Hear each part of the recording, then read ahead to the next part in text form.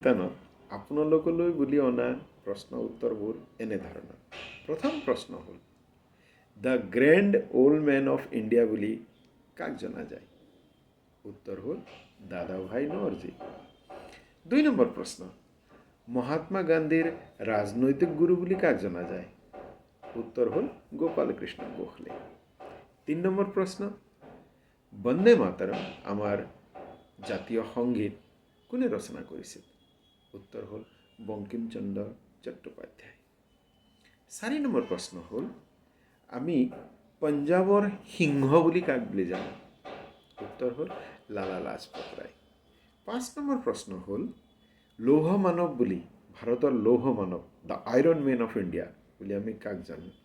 উত্তৰ হ'ল চৰ্দাৰ বল্লভভাই পেটেল। 6 নম্বৰ প্ৰশ্ন হ'ল, ভাৰতৰ প্ৰথম মহিলা ৰাষ্ট্ৰপতি কোন? উত্তৰ হ'ল প্ৰতিভা পাটিল। ধন্যবাদ।